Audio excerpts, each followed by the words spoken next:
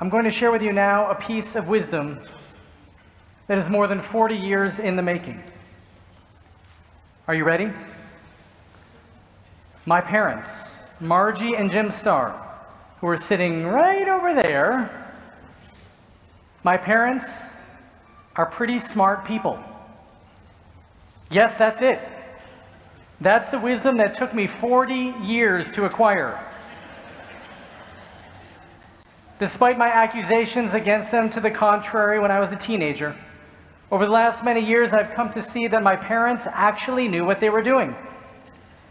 I might even go so far as to admit that they did a good job. First off, they gave me food, clothing, and shelter. Second, they taught me strong Jewish values and made sure that I received a good education. Third, they ultimately allowed me to leave the house to become a productive member of society. And lastly, without meddling and without imposing themselves, they're available for wisdom or for a helping hand any time of the day or night. Of course, as the father of a 12-year-old and a 9-year-old, I'm just starting to really understand how hard of a job this parenting thing is. With our own children, Rebecca and I are long past diaper changes and kissing boo-boos. On more than one occasion, after being ignored by one child or told by the other child that I was wrong, I've actually lamented to them. It's amazing that when I'm at the synagogue, many people think that I know something. The moment I come home, however, I know nothing. As my children are getting older, I've come to realize that it's not parenting that is actually so hard. After all, the bulk of parenting is driving your kids to and from school, sports, and friends' houses, making them do homework and eat their vegetables, and trying to help them apply the lessons today that we taught to them when they were in kindergarten about being good people, working hard, and making Jewish choices.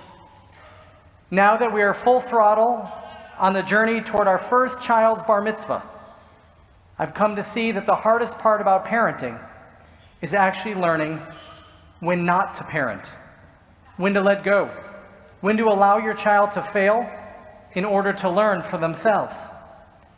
The hardest part about parenting is learning when to step back and to keep your mouth shut. I imagine too that God faces the same challenges that we parents do. After all, on this Yom Kippur day and at other times during the year, we call upon God as Avinu Malkeinu, our parent, our sovereign. Throughout the year, we call God Avinu Shebashamayim, our heavenly parent, or elsewhere, Av HaRachamim, the merciful parent. I think in many ways, too, that when God first brought humanity into the world, God perceived us as infant children. According to Genesis, God provided Adam and Eve with everything, food, clothing, and shelter. And we were told to remain in that infantile state by avoiding the fruit of the tree of knowledge of good and evil. But God had fashioned us with a Yetzer Hara and a Yetzer HaTov, animal instincts along with a heavenly soul, as well as the power of free will. Like most children, Adam and Eve chose to do the one thing that they were specifically asked not to do. They ate from the fruit, and then they denied it.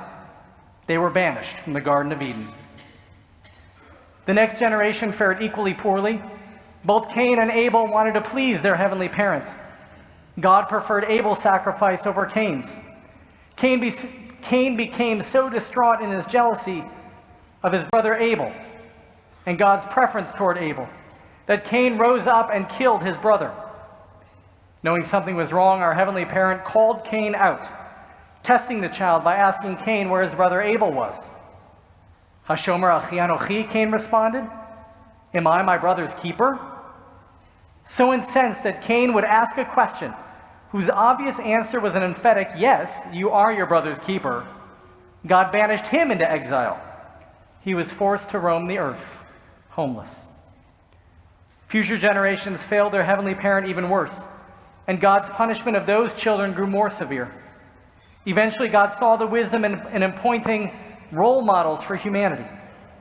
So, because of their innate sense of justice and of righteousness, God chose Abraham and Sarah. As the descendants of Abraham and Sarah, we, were selected to have a special relationship with our heavenly parent, and subsequently, in our commitment to justice and then to righteousness, to have a special role on earth. Society, however, continued to devolve, and with it, our perceived relationship to God changed. With the Egyptians pursuing us, God rose up like a protective parent to defend a threatened child. The Torah tells us that God appeared as an Ish Milchama, a man of war who cast Pharaoh's army into the sea. When God gave us the Torah at Sinai, the Midrash teaches that God appeared as a wise old man, a beloved grandfather perhaps, granting us wisdom and instruction. Still later, when the Babylonians were sacking the Holy Temple and destroying Jerusalem, our ancestors perceived God as an angry, violent parent, a judge on high punishing us for our misdeeds. For many of us, these are the images that we still hold of God: the wise old man, the stern lawgiver, or the judge on high punishing us for our failure to live up to covenantal standards. Yet as we sit together on Yom Kippur, I wonder, is that how you imagine God? Or perhaps more to the point, is that what we need of God today in the year 5780? The wise old man, the stern lawgiver, or the judge on high punishing us for our failure to live up to standards? A child needs a parent, sure. A parent who's loving but strict, who provides warmth but also structure. At some point, though, the parent-child relationship evolves. Indeed, the world of the Jews changed 2,000 years ago. The stern parent stick seemingly struck us too hard, and we could not rationalize that the punishment fit whatever sins we had committed. Exiled from our land, abused by one nation after another, we began to question how a loving God could treat the favored child in this way. So that we might learn, we had learned. So that we could be a light unto the nations, surely there were other ways. As Fiddler on the Roof's Tevye lamented, I know, we are your chosen people, but once in a while, can't you choose someone else? In turn, by the Talmudic era, our rabbis offer different images of God in order to explain our suffering. We read in one Mishnah that God is depicted as an elderly person, powerless, impotent, unable to protect her children. This new image of God suggested a role reversal, whereby the child now supported the parent. It was our job as Jews to support God, to care for our elderly parent. Many of you have been down that road before. Some of you are walking it right now, trying to the best of your abilities to maintain dignity for your parent, while recognizing that a role reversal has occurred. Still trying to explain why God's chosen people could experience such suffering. Elie Wiesel, in the book Night, his classic work about the Holocaust, brings the metaphor of God's powerlessness to its logical conclusion when he wonders whether God was swinging on the gallows alongside the Jews at Auschwitz. How else could our heavenly parent be so seemingly silent in the wake of such suffering?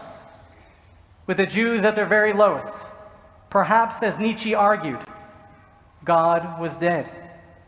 In those moments of the Holocaust and immediately thereafter, we Jews felt orphaned, parentless, bereft of the rock upon which we so heavily leaned. I empathize with how the victims and survivors of the Holocaust might feel this way. When suffering occurs on any level, including what we heard happen today in Germany, when suffering occurs on any level, the lack of explanation is bewildering, heartbreaking. At some point in time, many of us question God's intentions or even God's existence. I too struggle with the mystery of how our loving parent could allow such suffering. As was written on the wall of a cellar in a concentration camp in Germany, I believe in the sun even when it's not shining. I believe in love even though I don't feel it. I believe in God even when God is silent. I too believe that even when we fail to understand fully God's ways, that God is not acting through some heavenly ordained punishment. I believe. Somehow out of the ashes, our people rebuilt. And now we Jews today, both in America and in Israel, are more successful than perhaps at any other time in our history. Perhaps you, like me, have seen the shirt where Nietzsche is quoted saying, "God is dead." Immediately thereafter, God is quoted saying, "Nietzsche is dead." More so, there are no recorded ruptures in natural law, no strong hand and outstretched arm, no cloud of glory by day and pillar of fire by night that can explain away our success as some heavenly miracle. As a believer, though, as someone with faith in God, and who sees in 21st century Judaism the continuation of the covenant that goes back to God and Abraham, none of the traditional paradigms for understanding our relationship to God seem acceptable to me. Rather than the overt miracles of biblical times, God instead seems to be working through individuals, whether they be national leaders like David Ben-Gurion and Yitzhak Rabin, through communal leaders like those who have called Shaarey home for generations and whose impact far exceeds our borders, or through local leaders who similarly lift up Detroit, our Jewish community, and our congregational family. I believe that God is working through you and through me when we listen to God's teachings and strive to live God's laws. We are some 3/4 of a century after the Holocaust, one of, if not the worst tragedy to ever befall our people. We're also 70 years after one of the greatest events to happen to our people in the birth of the State of Israel. And we are experiencing here in America greater economic success and communal strength than anywhere in the last 2,000 years. Given the juxtaposition of the great tragedy and the great successes, how might then we understand our relationship to God today? When I was 18 years old, I came to my parents and asked them to allow me to go on a senior year high school spring break to Orlando, Florida. I planned to drive down there along with 9 other teenagers for a week's vacation. To my relief at the time, my parents acquiesced. My parents actually said yes. Looking back at that conversation now, as a parent myself whose children will, God willing, be driving themselves in just a few short years, I think now that my parents must have been completely out of their minds. How in the world did they summon the courage to let me go? 10 teenagers on a road trip from Michigan to Florida. As if that were not enough to cause my folks additional gray hairs, a few days into the trip, I called them from Florida. My dad picked up the phone. "Dad, guess what I just did?" I roared. "I went skydiving." There was a pause on the other end of the phone. And to this day, I remember my father's words distinctly. "Aaron, you jumped out of a perfectly good airplane?" "Yes," I responded. "And you're safe?" he asked. "Yes," I responded. Another long pause. Must have been quite a trip down. My father would have been justified in yelling at me, in calling me foolish, or perhaps a different, more colorful adjective. But he did none of that. He celebrated with me. Only later did I find out that in that moment, my dad had realized that I had grown up. I had called him after the fact to revel in my success, and not beforehand to ask for permission. My parents and I had entered the next stage of our relationship. Though I was not able to understand it at the time, in allowing me to succeed and to fail on my own, in giving me the power of my own freedom, they had to figure out how to let go, how to step back, how to withhold their own power and wait to be needed. And for me, well, it took me decades after that incident to realize how brave and how wise they were to allow that development to happen.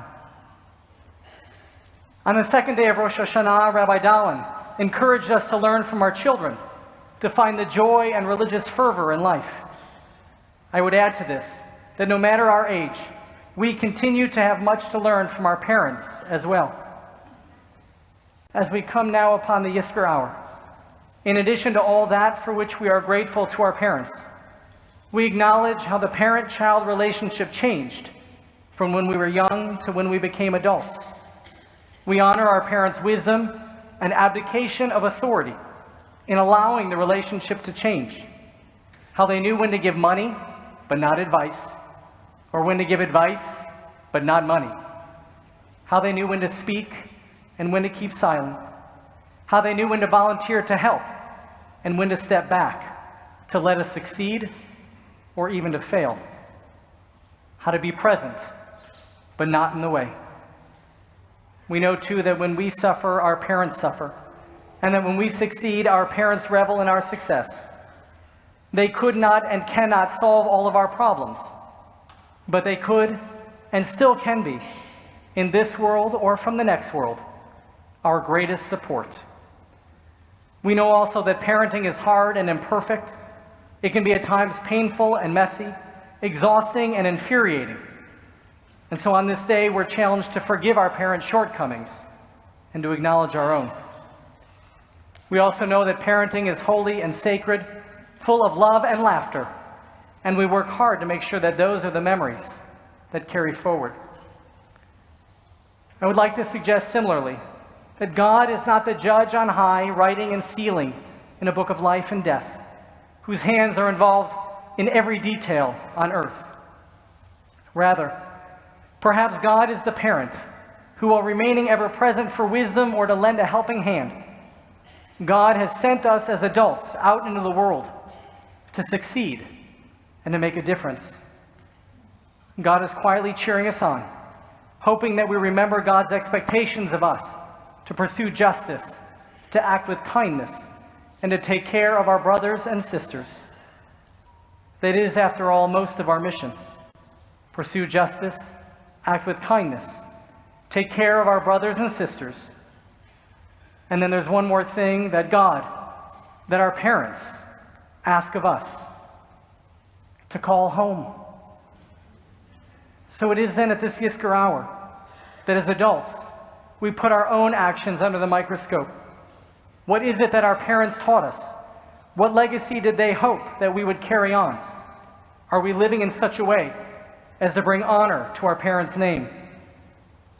I would imagine that part of their wisdom to you, their demand of us, would include the same expectations that God has of us. Pursue justice, act with kindness, take care of your brother and sister, and don't forget to call home. Then, when we transition from young adulthood to older adulthood, we learn that value in calling home is not just for our parents, it's for us too.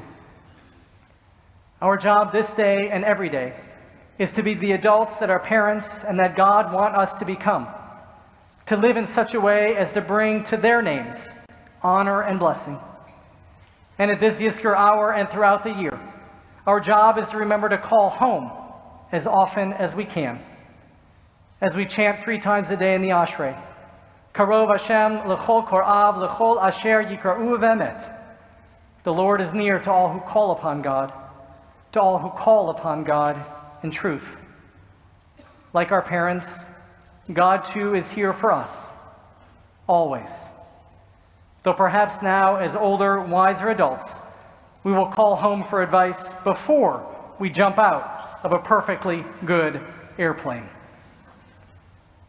Gemar Chatima Tova. May this be a year of health, joy, peace, and blessing. May this be a year of justice and of kindness and of caring for each other. May this be a year in which we bring honor each day to our parents in this world or in the spirit world, and to our heavenly parent as well. May this be our will, and let us say together, Amen. Love you, Mom and Dad.